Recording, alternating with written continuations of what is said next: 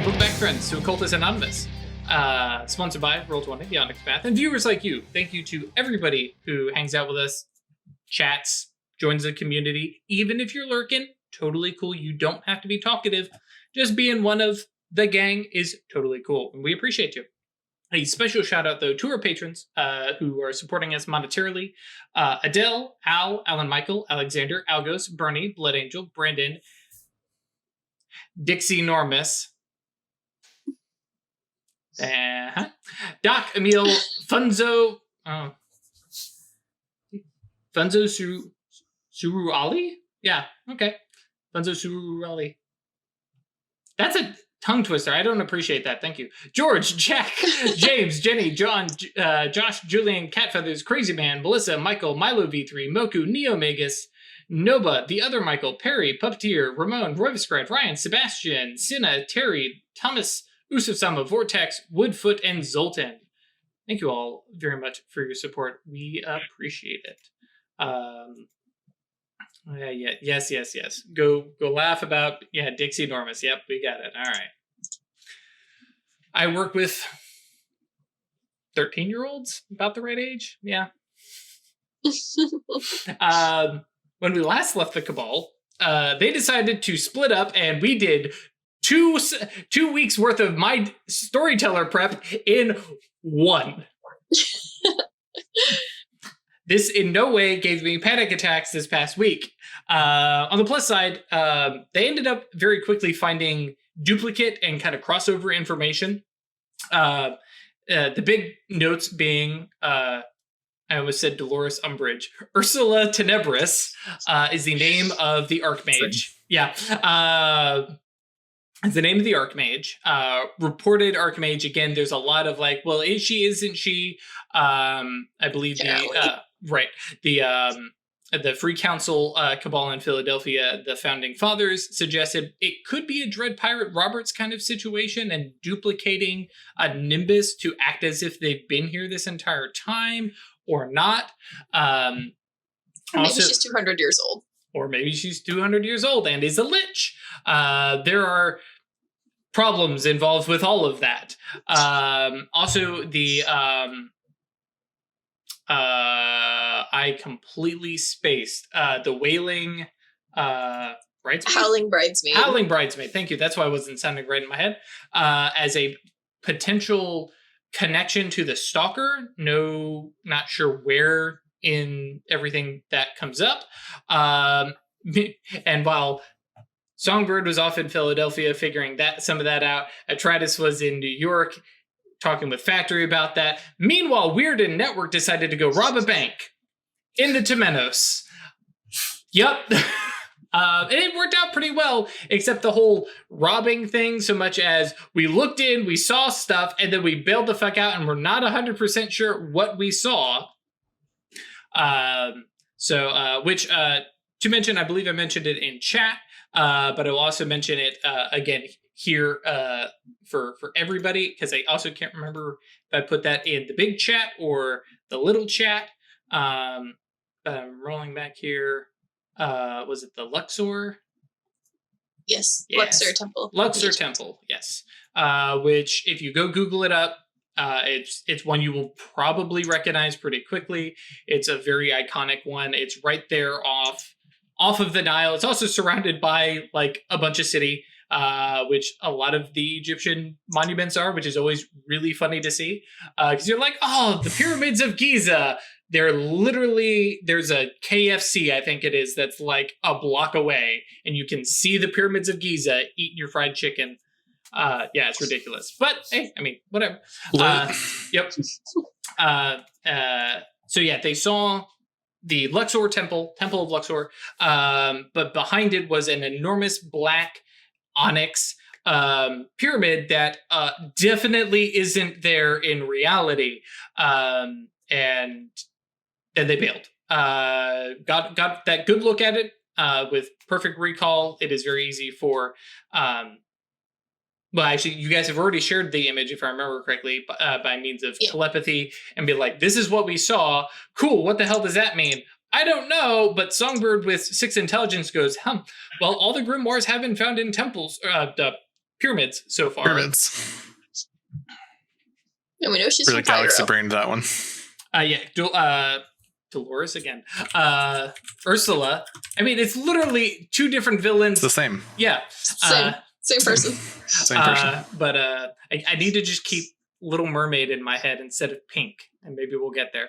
But yes, Ursula is allegedly from Cairo. More modern, not like ancient pharaoh, but 200 years. So she'll still be a little bit old school, just not old school. She's not a mummy. Yeah, sure. She's not a mummy. Ash, you and I both know that mummies are the best, so... I am a librarian. Okay, sorry, moving right along. So, off stream, Atreides Ash said, hey, we've got an idea. Actually, you can present the idea to the gang and see. All right, gang. So, robbing an actual archmage. Allegedly. Yes. Allegedly. I mean, the founding fathers tend to think, and they're more likely to know more about the Seers than us, so. She's also not just Tetrarch for Seattle, she's for the whole U.S., so. Yep, North America, technically, but yeah. Sure. Yeah. My idea was with some application of life and mind magic, we can just straight up copy one of the guards or any other seer who might be coming and going from there. And then just walk in.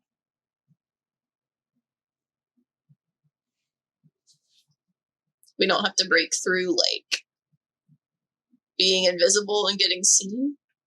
Because we'll be seen. We'll just be someone else. Yeah, but will we be seen through? It's not an illusion. And again, this is where it's a straight up shapeshift transformation. And with They enough could mind, you dispel can it. basically have a copy of their personality running in the background. Yeah. To field questions. And personality, right? To believably be them. I mean, it's still a spell on you, so that... It could be dispelled. It could be noticed that you have a spell on you, but I mean, most mages do. We can work on veiling. That means we have to find a mage. I mean, I assumed. I mean, and this is more meta stuff, but there is no correct answer. There's no good answer for any of this. And I do not have notes written for, so this is what they should do. Yeah. I was thinking that if we wanted to get inside and get at the stuff, I don't know if that's the thing they let their sleepwalkers do. You gotta imagine no, right? I think no. So I was going to go for some seers. All right. Where do we find them? I like this plan. Where do you normally find them? I just go about my business following you two and protecting you, and then they fall directly in front of my fists. They have a point? Well...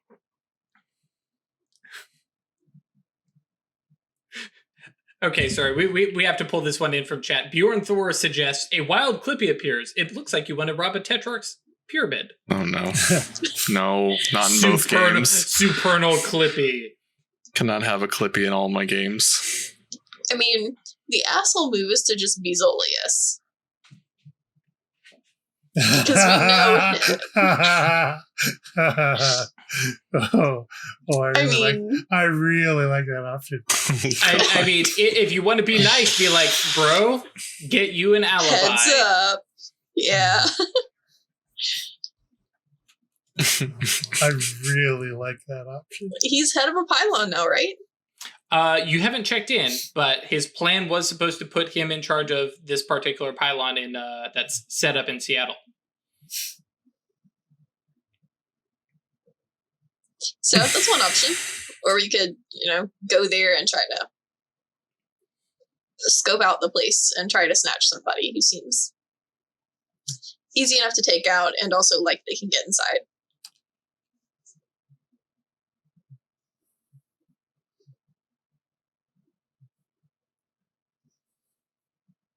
But I do like the idea of not having like soulless. Yeah. And I don't really want to send one of us in. Yeah. I mean, you can send Songbird. Songbird will just kill everything that comes at her. Whatever. I mean, it'll be fine. Word's Legacy makes showing up wherever one of us is much easier, but I imagine there are wards to get through. Now, bear in mind, Legacy attainments cannot be counterspelled. They cannot be dispelled. They don't necessarily have to break through, right? Right. The Clash of Wills can still cause a conflict there, but that does give you a little bit more leeway. For instance, if you need to leave and the place isn't warded with literally the word spell, like Weird can literally get you out at a moment's notice. Like somebody cannot stop that with like a counterspell on the fly. But it is limited in the fact that it will basically come back to home. So.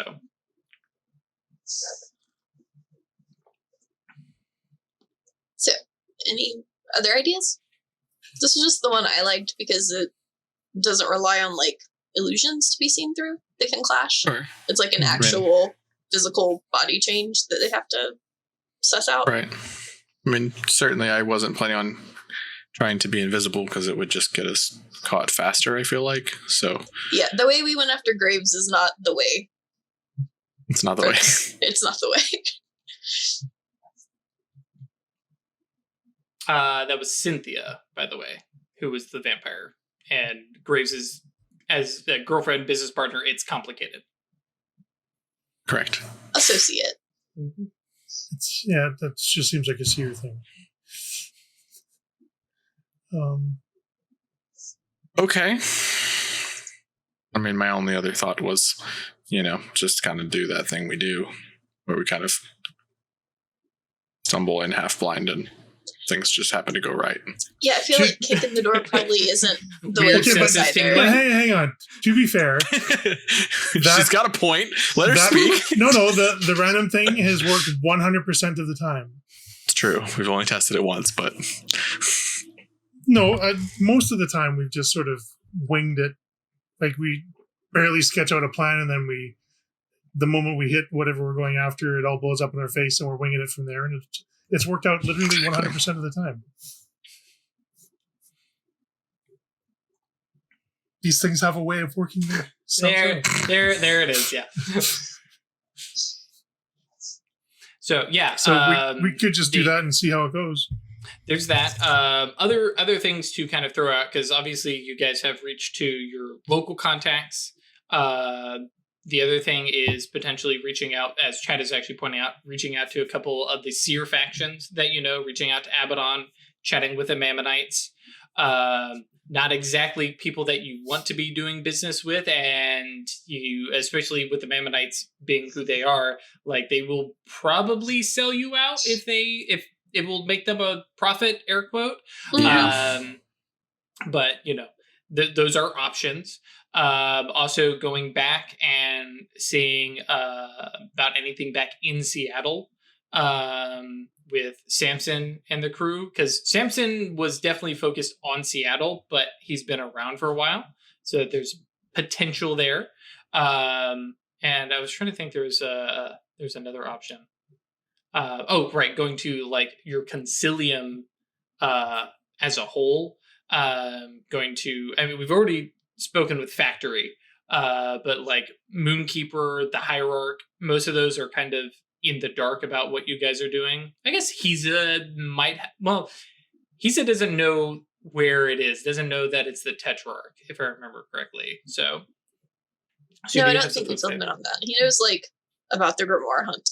Right, because that's slowly being his obsession, but kind of low-key. Yeah. Low-key obsession. Oh, one thing I do want to remember to do is take the ones we have here and put them somewhere else. Okay. Because when Zolius tells us where and when to go... What's to say he's not telling them? Yeah. He's already tried to rob us once. He knows they're here. We need to send them somewhere else. Or somewhen else. I would suggest with the Guardians for one of them, just because they are good at holding on to things. You could hang a time spell. It's like, hey, hang out in this little, like, fate and time. You send it forward in time until it gets to fucking when we get back. Temporal stutter actually is kind of fun in the fact that as long as the duration of the spell is active, they are cut out of time. So when you end the spell, poof, they're back. As though no time had passed for them. For them, yeah. Or yourself, if you decide that, hey, screw 2020, I'm going to see you all in 2021. Let's see you next year. I'd like to do this for the next 2 months. 77 hours. Ooh, yes, Rhythm of War. Thank you for reminding me. It's okay. We'll make it. Yeah. There, you guys have a good bit of options. The other thing that Network will bring up is, and he's very hesitant to bring this up, but he kind of leans forward and goes, so one option, if we want to kind of just cause a distraction, is we do know a website that we could post some stuff on and maybe cause a bit of a ruckus in the area of a bunch of, like, mage-hating sleepers. If nothing else, it will... I mean, if we keep chill with the spells, you know, a bunch of sleeper presence, even maybe the day of, let Dissonance do its thing. If there's any obvious magic, at least, or you know, it's a possibility. And you could definitely tell he's like, I'm not 100% comfortable with this because A, it's potentially sending a bunch of sleepers to their death, and B, it means getting involved with some hunters who are not exactly those open-minded. Yeah, as the Union was. Yep. Well, I mean, the Union as a whole just kind of depends on who you get. But and I mean, there are other factions out there that may, you know, hate, you know, the Tetrarch. You know, and again, the Seers are big into backstabbing. So, you know, you put the time and effort in, you could go find the Tetrarch of South America, and not suggesting that that is actually a plan, but this is now our plan, right? But that is you guys have a wide range of stuff to do. You know, this is at this point not exactly time sensitive. There is that whole, like, gotta go now. Get it while the getting's good. Early bird, early bird worm stuff. Early birds in the bush, and it's worth 2 worms. Mm-hmm. And it got stoned. That's exactly how it goes. Yep, we got all the birds in one.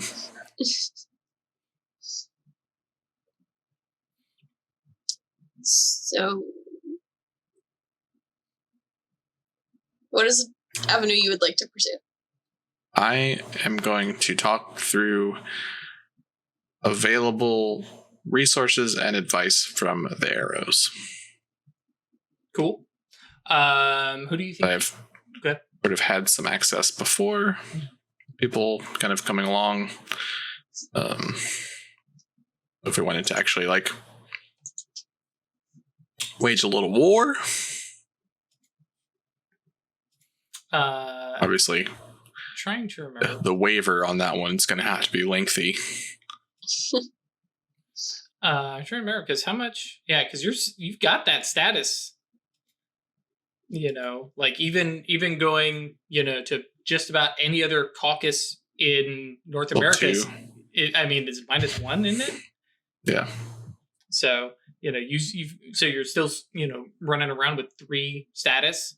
So you've got that. You have a little bit of an in with the Silver Ladder, more indirectly, and that's more going to be information and rules and history as terms of like Magicka kind of stuff. But yeah, so that's definitely an option. I know cool. So I want to talk to Red Dread and Pip, probably. Okay. And in terms of like caucus stuff, it'll probably be just Red Dread. Okay. But let's start this off with just actually chatting with Red Dread before we start throwing the status dots themselves out. Right. Because I'm kind of curious, meeting up with Red Dread probably at the Armory, because that seems to be Songbird doesn't meet people at coffee shops. Songbird meets people around the weapons. That's where Songbird feels comfortable. Mm-hmm. Probably where Red Dread feels comfortable. So yes. Do you just kind of like arrange a sit down kind of meeting, or is it a just casual? I mean, casual but private. Okay, sure. Conversation and a hey, can we talk in private for a minute? And so Red Dread tattooed up and in shirt sleeves and holsters, and looking like he's probably been like working out or training compared to the normal like business suit that he wears. Yeah. Is kind of like toweling off a little bit of sweat or something like that. Yeah. We can chat. And there's a slight air of forced nonchalance talking with you. You guys have definitely had some friction in the past. Yeah. Neither of you are, like mad at each other. And some of it is, this is kind of the adamantine arrow thing, but still doesn't necessarily mean you guys have gotten friendly. Right. But so you Red guys Dread doesn't know how to process toxic masculinity against a gender fluid person. Very true.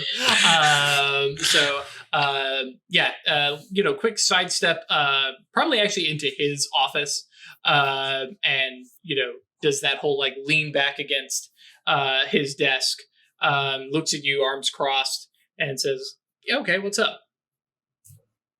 Probably not that nonchalant, but yeah. No. We are plotting our retrieval of the 5th grimoire. Right. And it has been discovered that we've discovered the identity and the fairly firm belief that the Tetrarch is in fact an archmage. And that therefore we'd be a little outgunned. Perhaps at a disadvantage. Right. So I came to talk strategy and perhaps resources with you.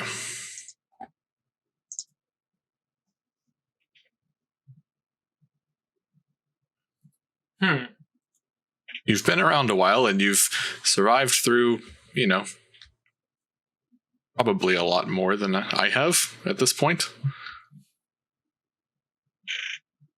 And actually, yeah, let's have a die roll, because I don't think you're exactly trying to like talk him up to it, but no, definitely like I'm literally explaining what my thought process is. Sure, like. Songbird doesn't really lie. Like, right. We've established this, right? So no, I basically it's whether or not my logic like actually affects him, right? Yeah, whether he takes it as bullshit or not, right? And very specifically, looking at him, there's definitely is there a reason I shouldn't just leave you out to, dry? And but yeah, how well your plea, nudges him. I don't think your status is going to apply because this is a very personal kind of thing.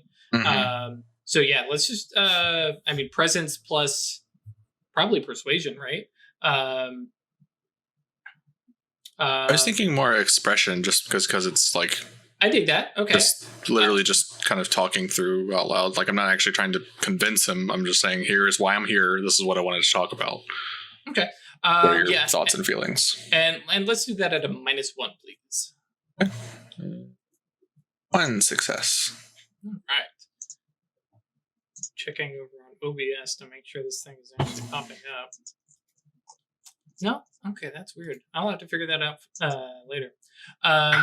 Okay, so yes, with 1 success, like I said, but it's Chronicles of Darkness. All you need is 1 success. He kind of looks you up and down, and there is some definite not disgust, because that's part. Is like he does not want to do this, but you have a point. This is his job. He is the Adamant Sage. Okay. In my tenure, I have dealt with 2 Archmages ever. Never in a direct conflict, and only conflicted with one of them. The other was, he was trying to Merlin us and give us some little quests to go off and do, and we did it. Wasn't happy about it. Held a gun to her head, figuratively speaking. But we all got out alive. So, let's go through the basics.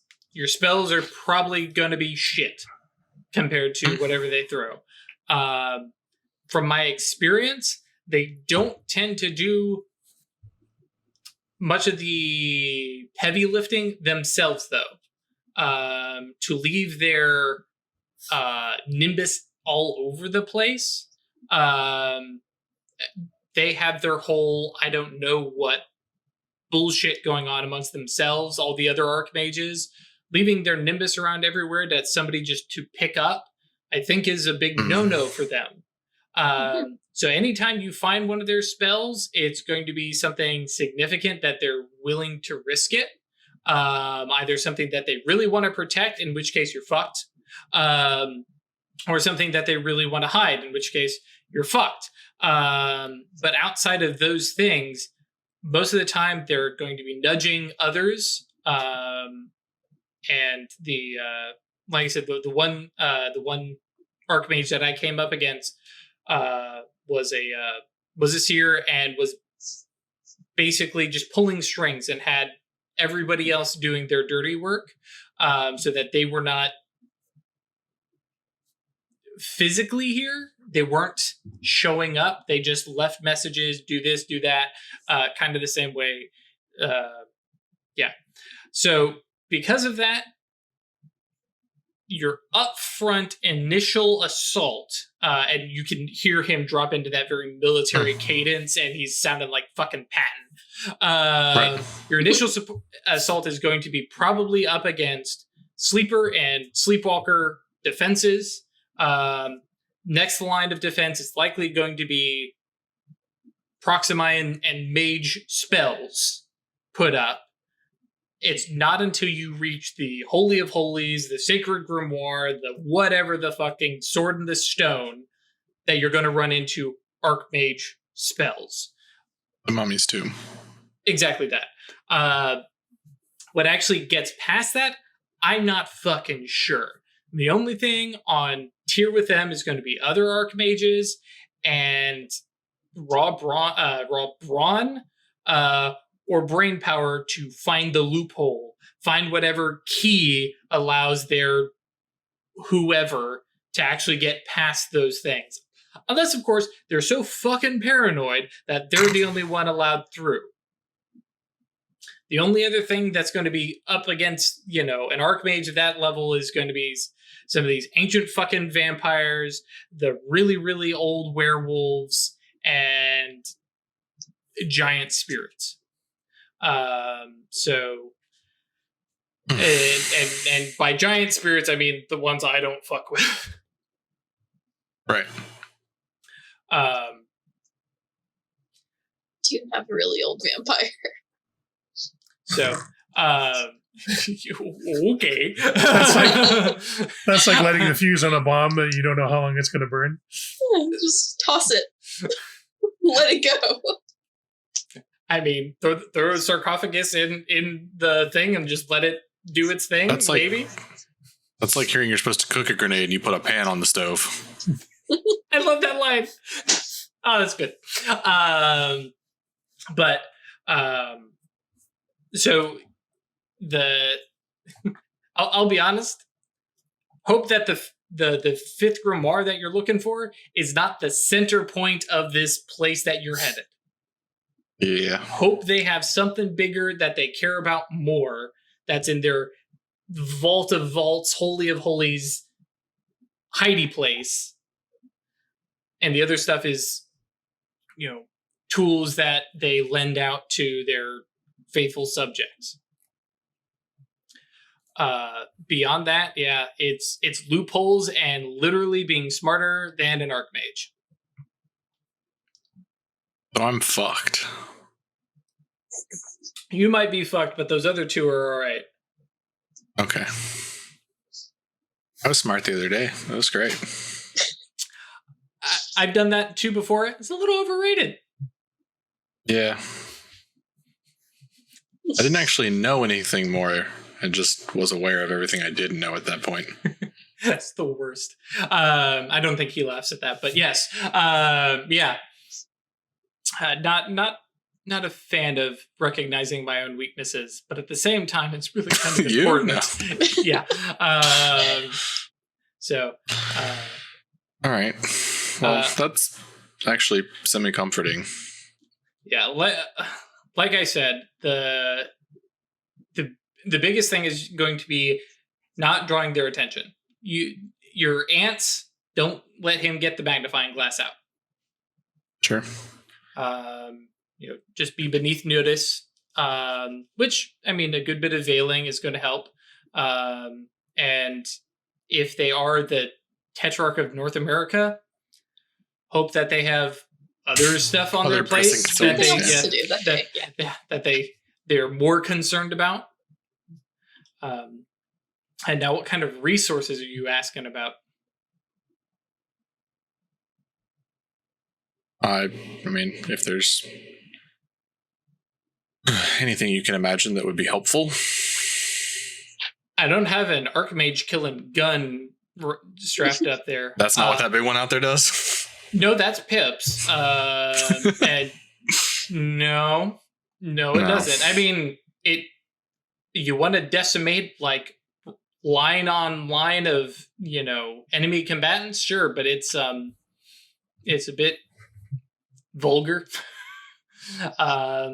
And is mostly for I believe Pip said, if the sleepers rise up in revolt. But I think she was joking.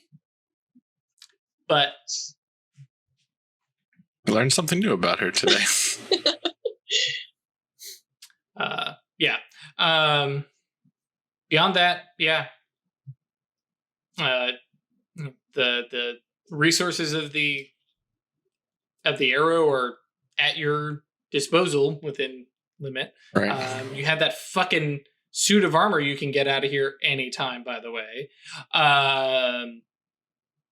And not sure that's going to be also great for infiltration, but I don't know. Barter it. Would they trade a grimoire for it? Out of character, it was in the same, storage facility. Same vault as the other one, yeah. Mm-hmm.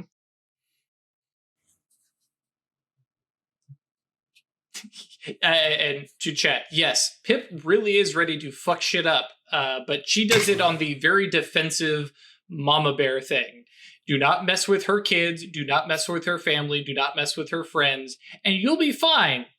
But you mess with them, and she's coming fully loaded with no guilt whatsoever. And while Songbird, you done chatting with Red? Okay. While Songbird has headed off to the Arrow, did Atreides or Weird have any particular conversations, people they wanted to chat with or anything like that? Yeah, I wanted to get some time with Moonkeeper. Sure, go ahead and roll that. Roll that die. No, this is for something else. Oh, okay. Select doors. This is task. Cash in on those doors. Yeah. I mean, you could do both at the same time, to be Sure. It's true. All right. So meet up with Moonkeeper. fair. General chat about mage stuff. Sure. Obsessions and goals, and recounting some of our successes. Mm-hmm. Do you give Moonkeeper a heads up about the time travel? Yeah, I think I would, because I think Moonkeeper would be interested. I don't get into a lot of detail. Mm-hmm.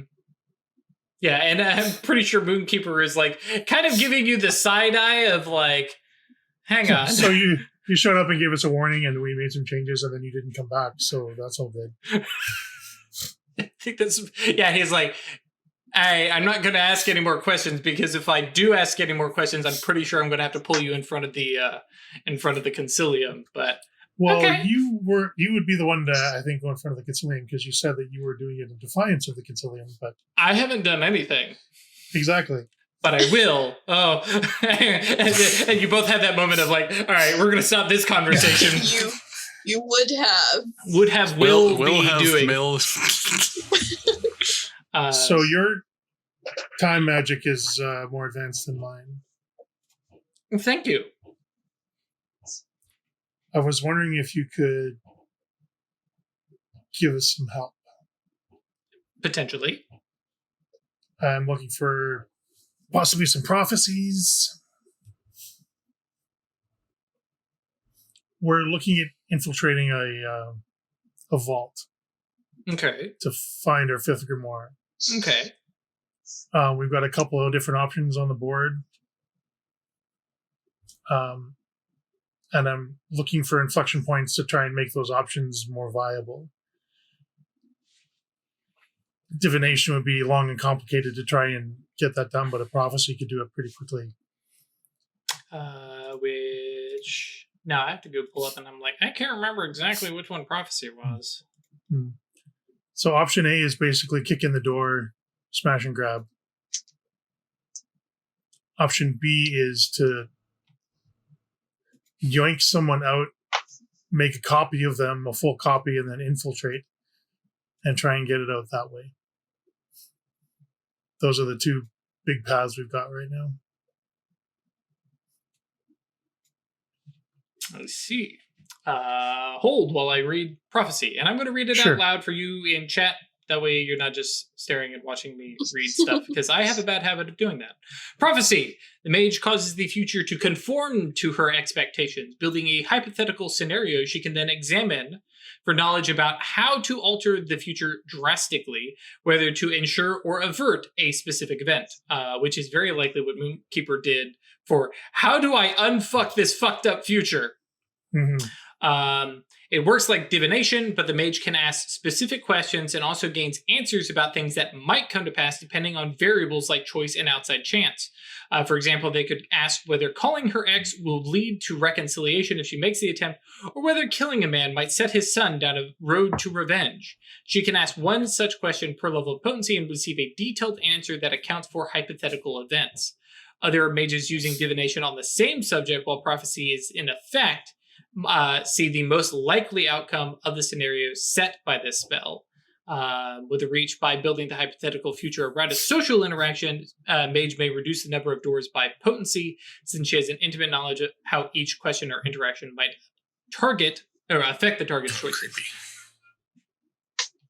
So yes, it basically aims you at a specific future rather than just asking questions about a future, Right. which is loads of fun and also fucking terrifying. Yeah, Moonkeeper kind of looks at you. By the way, was the roll that you made there? What was that? The intention For the door. of it? For the door. Cool. Go ahead and take your next ally dot. Okay. And I can remove that. No, I Now don't. I got Bash. So I've been working on this for over a year, coming at it from the angle of fate. And I'm a half a step behind every time. It's not been a year. So That's true. 6 months. Sorry, 6 months. It's only 6 months, yeah. Yeah, 6 months. So they've got a stronger hand in fate than I do. So that's why I want to try a different angle and see if I get more traction that way. Okay. Well, you know that should I do something like this, the sheer fact that I'm looking at it is potentially going to change the future. Yes. Right. Actually, I think just to make this easy, you were meeting somewhere, appropriately, sneaky Discreet. and not in front of a bunch of sleepers. And he takes a minute to, actually work up a spell. Not some quick, I'm going to do this thing, You sit there for half an hour as he goes through this ritually, and casts forth to the future. And like you said, you gave him the idea of do we run in and smash and grab? Do we abduct somebody? Did you give him other ideas or suggestions? And just where the inflection points are along those two paths is kind of what I was looking for, how to improve the chances of one or the other. Gotcha. So which one has the greatest chance of success, and then how can we improve those odds? Okay. Before he starts, I should probably warn him that this is, we're talking about getting it into the vault of a Tetrarch. Which actually reminds me, go ahead and roll your allies' dots. Sure.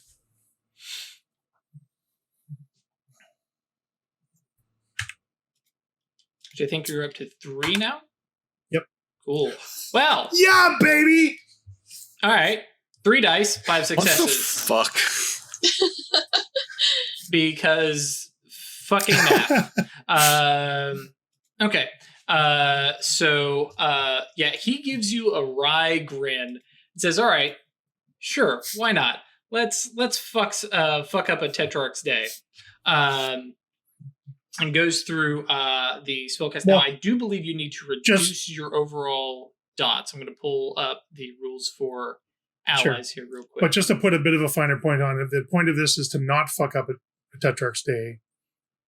So that this isn't even a blip on the Tetrarch's radar is kind of the ideal state. Right. Yeah. He's just being dramatic. We don't want to come in and take a dump on his rug or something. Unless that's what the spell tells you. Unless that's what the spell tells us. Maybe he's so distracted and figures it's somebody else, or she figures it's somebody else, or they figure the rug really brought the room together, man. Yeah. I still haven't seen that movie. I've just seen so many clips from it. Oh, man. It's I've seen it.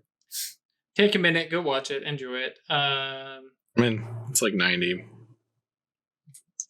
Yeah, okay. So you do lose a dot of ally, but per the sanctity of merits, you keep that merit dot. So think about where that might go after this exchange. This is a big favor. It is a big favor. Because strains the relationship. It's that, in Moonkeeper's case, it's, hey, I'm putting my, myself in the line of fire here. As Usuf Sama says, oh boy, poking at the Tetrarch. Exactly. But Moonkeeper is I'm a big boy, I can handle this.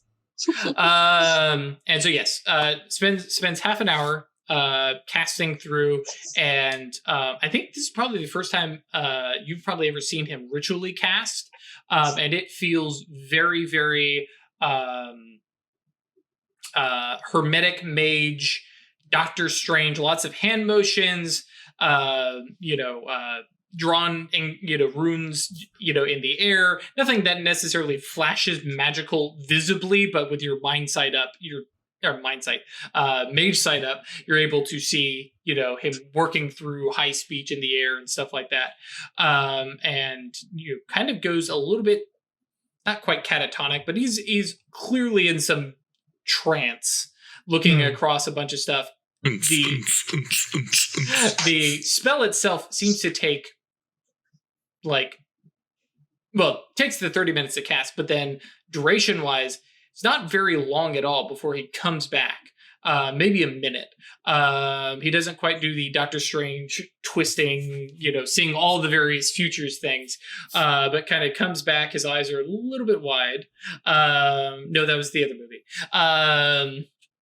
And looks at you and says, so stealth is definitely the preferred option.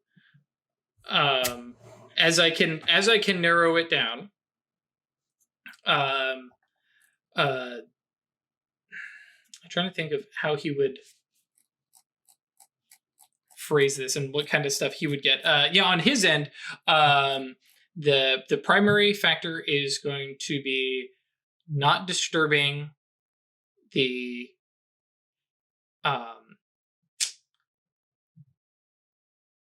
to think how he would phrase this without being storyteller problems when dealing with mages who can just go, and this happens.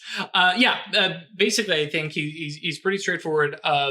When you are within the vault itself, take care to basically not disturb anything that, and actually he kind of stops himself. You're going into the Cave of Wonders. Touch nothing but the lamp. See, isn't it great? But yeah, don't mess with anything else. There is a bunch of other stuff in there that would be awesome to have. But it's not a trap. It's just everything else. The more you take, the more likely the Archmage will know. And if the Archmage finds out, you fucked. Because every potential future where, even just getting your grimoire, there's a fairly high chance that she just shows up anyways. Now, there's a innumerable number of variations depending on when you go. There didn't seem to be any right or wrong day to go, but each of them had varying chances of, well, if you go on a Tuesday, there's a 20% chance she notices you right when you walk in. If you go on a Wednesday, there's a 1% chance she's already there hanging out. So Songbird, go away. Regardless of when you go, there's the odds are against you weird. So, stack the deck in your favor. Take all three of you.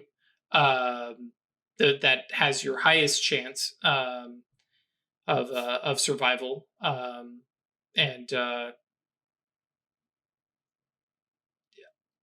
if necessary, be prepared to leave somebody behind.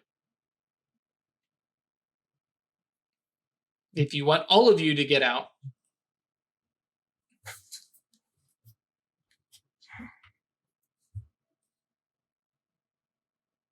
all right.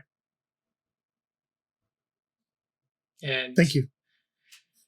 yeah, and having seen this whole, hey, somebody is supposed to die kind of thing before, it weighs heavy. So I get it. And there's a chance that if you don't leave anybody behind, you all get out.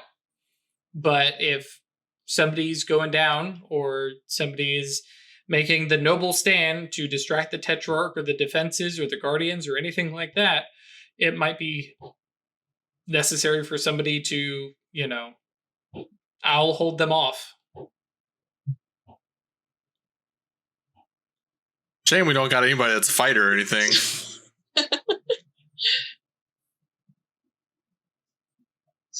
But, and I mean, we allowed that one. Yeah. So, and I'm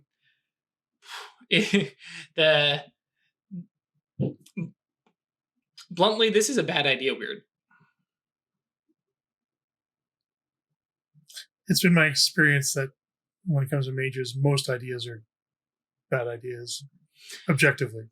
I mean, there's a reason a lot of us who are sitting on the council are not very active. So, yeah.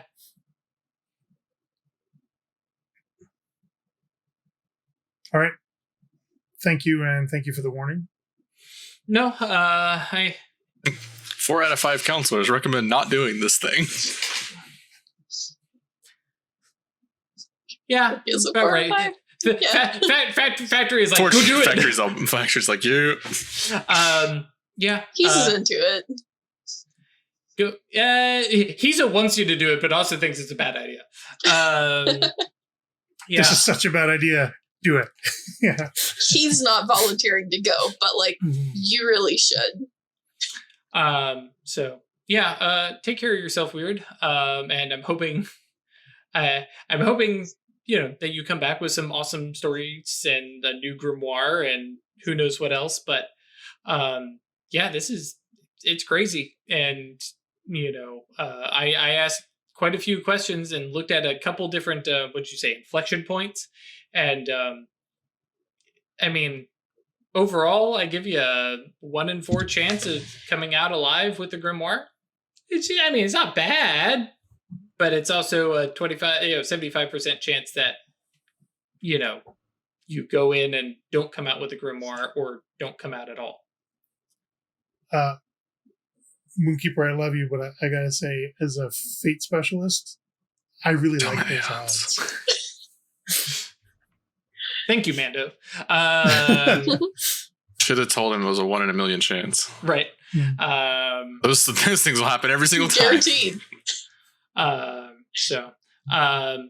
But yeah, I think the conversation kind of caps out with like your best bet is to just not draw attention to yourself. All right. Thanks a lot, Moonkeeper. I appreciate this. No, of course.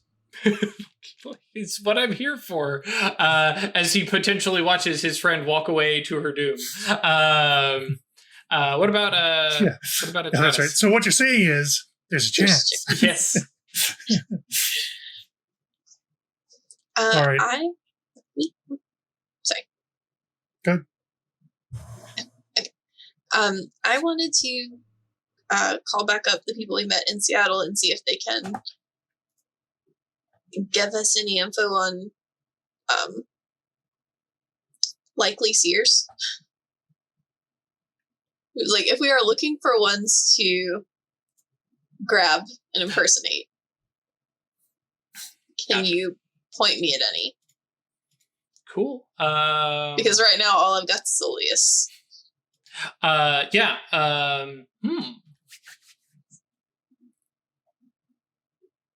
Okay. Tabitha picks up. Sorry, getting my name generator up because she's pretty straightforward. Like the Panopticon pylon, like it. At this point, it's Zolius, and then potentially whatever new recruits he's got. I don't know if they've armed him up with anybody. I have no idea what Sleepwalkers or Proximi report to him. But the other ones are mysteriously gone. But within Unity, we got a mess of them. If that's who you're after. That wouldn't work, would it? Because she's a Panopticon. Panopticon Tetrarch.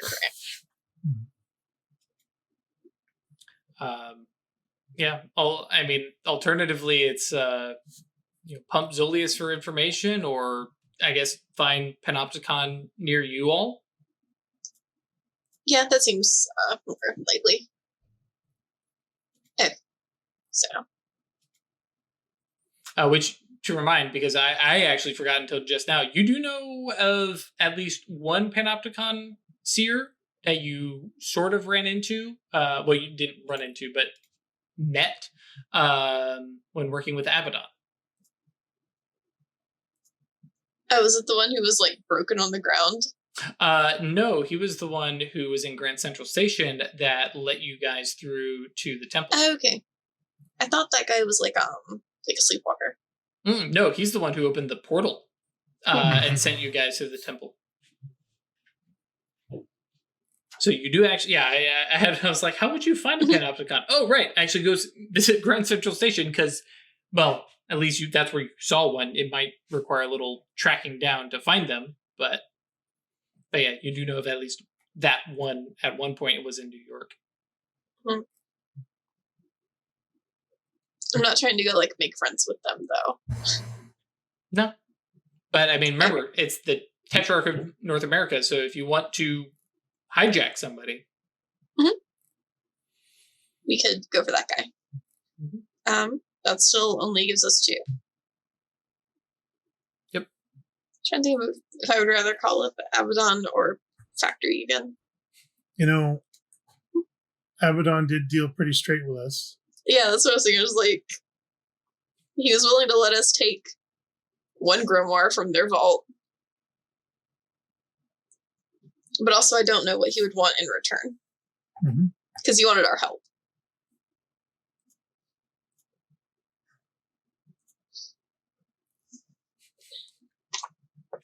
Chat suggests turning Songbird into a handbag because she can't lie anyways. So just carry. I'm sure Songbird nobody wouldn't make this reference, but you just do the Star Wars thing where you march in Chewbacca in handcuffs. In we caught the guy that's been busting up our. We've caught the rebel spy. We've caught that asshole who keeps killing our guards. It's there.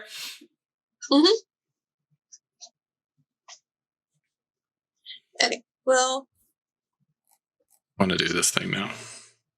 it's not you a really bad want to plan, be Chewbacca? honestly. Like it's not bad. I don't know that these 2 Panopticon seers would be the 2 to pick because I don't see why they would ever be together, really.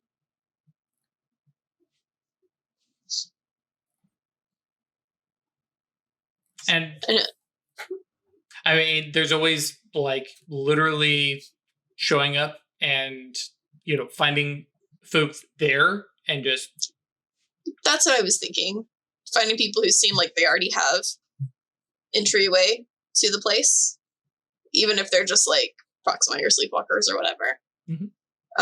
Like if they let them in, then snatch them and see. I mean, do the Metal Gear Solid thing, take somebody down, grab their key card.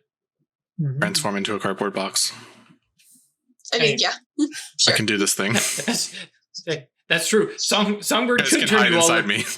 Songbird could turn you all into a bunch of living cardboard boxes. Again, a reminder: Mage is horrifying. Roll hubris. I mean, isn't I'm trying to send her like I feel like a box. I mean, good. If the people you're transforming allow you to do it willingly, and you're going to turn them back, sure, probably not. Making not in a capital H way. Yeah, it depends on the risk and pain involved. Making a living cardboard box, yes. Oh no. Yeah. We call those mimics, by the way. My entire existence is pain. So the cabal reconvenes back at the Rookery with a little bit more information and start to hash out a plan. So I pulled in a favor from Moonkeeper, and going stealth is definitely our best option. Damn it.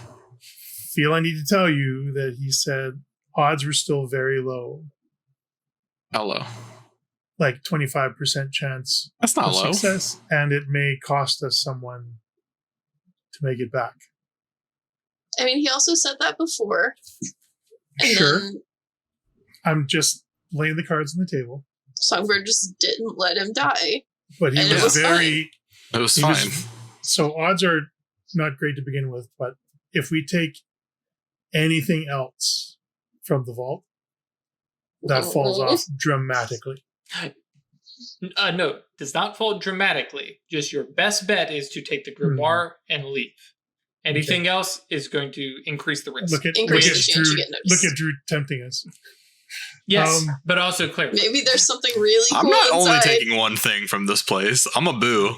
I mean, Y'all should know this thing. you also totally owe the free council the Mm-hmm. yep. I mean, Yep. Mhm. We promised. Promises, promises. Also, like, smash and grab the Tetrarch's vault. Our best chance of success is for the Tetrarch to not notice us. I mean, yes. Yes, correct. So maybe we take, like, one thing. I think Titus from the kitchen shouts out, "No, duh!" And the more things we disturb in the vault, the greater the odds of that happening. What are the chances our Egyptian Archmage has a mummy? That's all the variables all ruled Is that in. a real thing? Mummies? Yes.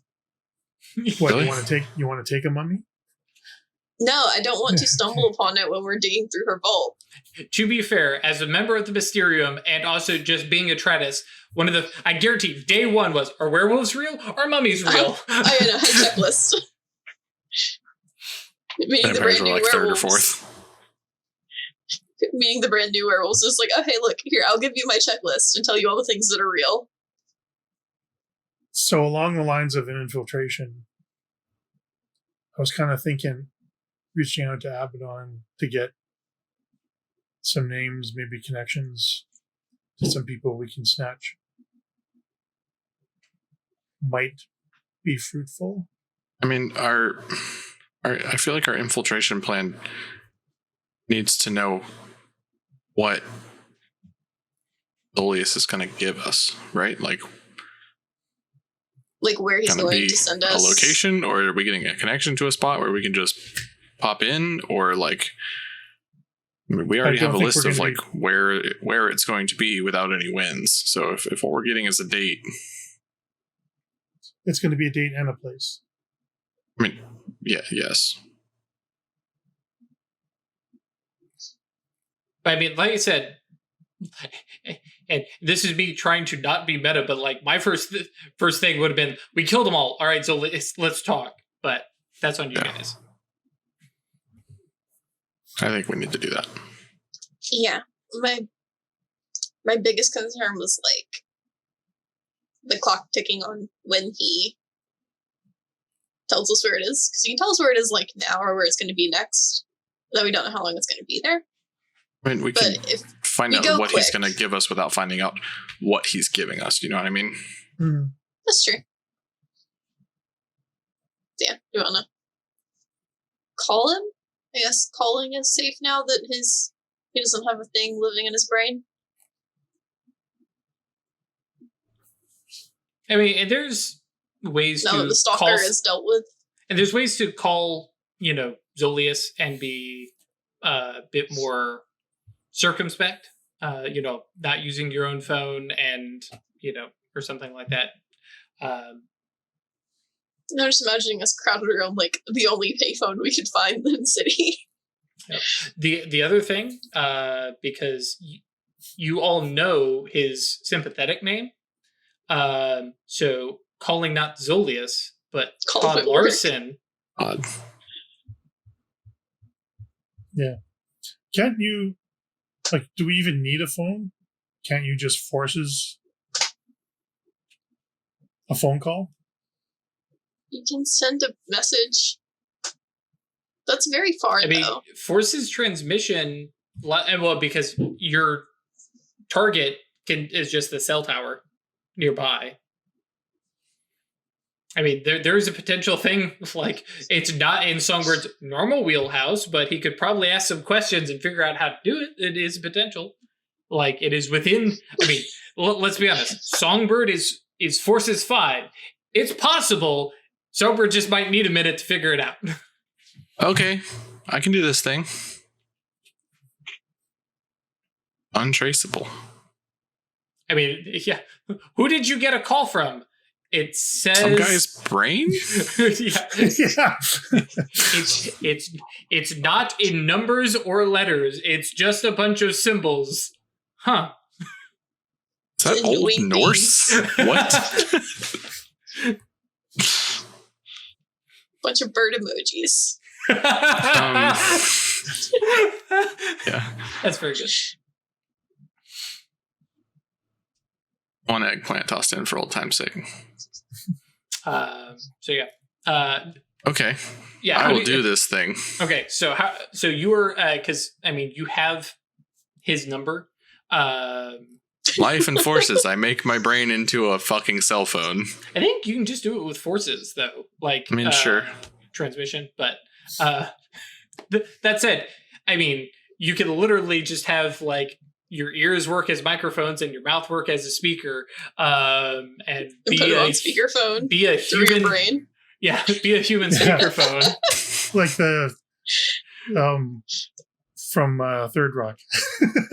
Mm-hmm. Mm-hmm. Yeah, so you have so actually just because this is fucking ridiculous and cool, Songbird, explain to me what it looks like because I'm not even having you fucking roll. This is just dumb enough that it's well doable. You're in your fucking domain. Well, actually, domain wouldn't. Yeah, no, domain wouldn't help you. Not domain. I will have a speaker that like pops out of my chest, like sternum bone, and yeah, microphone I guess is relatively there too. So just you turn yourself into a human phone. Yeah. You're not going to be a Stitch where you open and close your mouth. No. Oh, I remember that. Okay. I was like, a Stitch. Mm-hmm. Oh, Stitch. Yes. Mm-hmm. Man, I haven't seen that movie in a while. Yeah. You like, I imagine you were all like sitting in whatever cozy little space you guys have. This one hang out. Does not get my shadow name bonus. No. This is way off. But I think you like everybody's kind of gathered around. Nako's over here like doing a little sketch and writing down some notes as she looks at you like, the fuck is this shit? She's got her mage sight on. She's like, what have you done to yourself? It's probably a little bit uncomfortable. Well, I mean, you can Someone send me a text message. I want to feel the vibrate. Oh, do you wonderful machine yourself? I mean, that's effectively what he's doing. Yeah. Wonderful machine plus transformed life plus forces. Yeah, I mean, you could do this a couple within the Arcana. I didn't use any matter specifically here. I'm just like, I mean, this is just wonderful machine. If you have life, we'll do it. Mm-hmm. Put the phone inside the person. Yep. So, regardless, like I said, we're not even rolling. This is just dumb enough that it's great. Right. So yeah, you are. All right, what's that number? Yep. And I 7. mean, yep. And on now, question, because I'm imagining, and I'm not going to stress about it. Are you calling Zolius or Todd? Because you can probably get either phone number just from Weird going, lucky number. Okay, I got his number now. Immediately hanging up or whatever. It's or if you're calling Todd Larsen, the yellow pages are Google. a thing. Yeah. Mm-hmm. You think Todd Larsen's a listed number? You have no idea. He's got a whole company. He did here in New York. No idea what he's got it set up in Seattle. But yeah. I'm going to call. I'm going to text Todd. I'm going to call you. Cool. Bird emojis. Which, yeah. I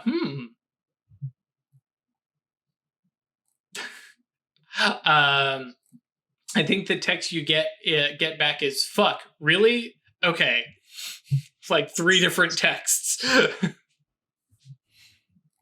Bah. Yeah. Or worse, Songbird opens his mouth and begins making modem noises. But It's part of the he's not imago. really technically Deal right. with He it. doesn't. Yeah, he doesn't have to. He just does it because he thinks he has to. Right, exactly. Titus is like, what the fuck is that noise? Oh, he is. Oh, okay. Okay. This has been an episode. So yes, you pick up and you hear Todd on the other end, who have you guys ever actually interacted with Todd Larsen? I think Almost certainly not. It's very like he was a Mastigos before he became a Mastigos. He's got the suave, charming. You love to hate him. He sounds easy. Yeah, and very very clearly not creepy car dealer kind of sleazy, but just like this is a good businessman. And yeah, and he goes, yeah, what can I do for you? It definitely sounds like he's in, a business environment. There's phones going off in the distance and stuff, probably behind glass and behind another door, but he's definitely like, someplace like that.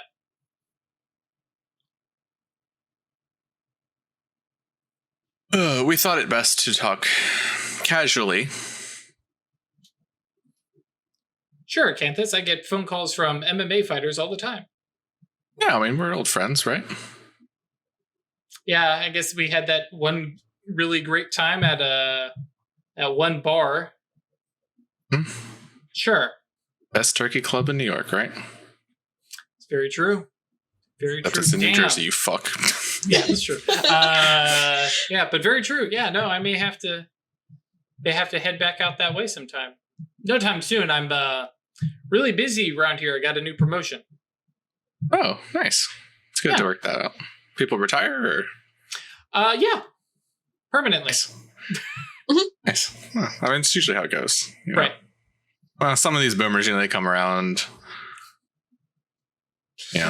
work part-time or something like that, So, quick aside, because I just have to share this from my work. When somebody retired, my boss sent out an email and says they're taking a permanent vacation. Yeah. No, that's not phrasing. That's not how you put that. Anyways, he's going down for the long nap. Yeah, you're killing them. What? Okay. But yeah, Todd says, yeah, and if I remember, I owe you a bit of a favor, don't I? Mm-hmm. Yes. Oh, is that Mm-hmm. Oh, okay. Everybody, well, hello, everybody. It's a conference call. I see. Okay. You are speaking from my speakerphone. Sure. I mean, that's how that works. Okay. So, are you calling in? Are you calling in to call in that favor? More finding out the nature of the favor. Okay. So what I can do for you, and you hear shuffling of paper, a click of a pen, and starts scribbling down, notes to himself is what it sounds like. Yeah, so the best I can do for you is give you about, let's say, we can make this deal good for about 72 hours. After that, the window is going to close. But date, time, location, and that'll get you in the door. But once you're inside, you're on your own. All I can do is open the door for you. You're the ones who have to walk through. And is this you making a connection for us? No. I will. No. All I'm giving is date, time, and specific location. Okay, then. You'll have to get to the door yourself. Sounds good. Good. I appreciate you working on this deal for us. Well, like I said, now that I've got this promotion, I have a little bit more wiggle room. I've got to do some hiring on my end here. But this is a good cushy job. And I think, depending on how this deal works out, I'm open to further arrangements that might be mutually beneficial between, myself and your company. Sure. Can't really guarantee how, the board will feel about that, but... Oh, sure. But, I'm just going to put it out there, I know there are some folks in, how would he put this? Because I'm loving this. I know that you're, the local branch that you have around here is, say, antagonistic. And I would just prefer to, at least level the playing field and be clear that we don't have to be antagonistic and we don't have to be competitive with each other. We can, and like the voice lowers, we can get into some price fixing if necessary is what I'm saying.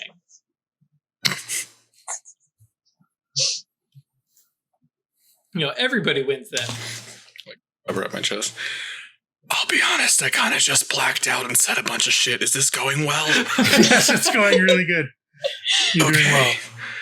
You got good business words. All right. All right. Well, now I have a Peter Gabriel song going around in my head. Yeah, that's about all the time we got for today. But I appreciate you taking our call. Sure. No, anytime. And I hope to hear back from you soon. Soon. Okay. And then click. And just like melts back in. Network is sitting over here shaking his head going, what the fuck was that? I have no idea where that came from, y'all. I'm reasonably certain I just did a business deal? A subterfuge? Is that how it's pronounced in your language? That was very subtle, Songbird. That was amazing. Yeah. I need it. All right, I'm gonna step outside for a minute. I don't quite feel like myself right now. Get some proper business words. Yeah, which I really feel like that was a very Acanthus coming back up as opposed to Songbird. Yeah. Yeah. Do you want to buff me up and punch me around for a little bit just to work off the tension?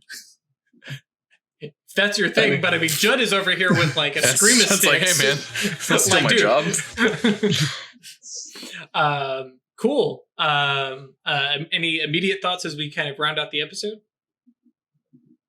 No, pretty much what I expected. Yeah, we know what we're getting. We know how long we'll have to work on it. 72 hours is more time than I thought he could give us. Yeah. And a little bit of a meta knowledge, basically, especially considering you have all the locations, very likely they're at a place for about 72 hours before it moves. Okay. Well, is this the plan we're going to try to go with? Yes. Okay. I like it. So the Chewbacca move? Or the Chewbacca move where we go there and then grab some people on their way to work. And I think that's better.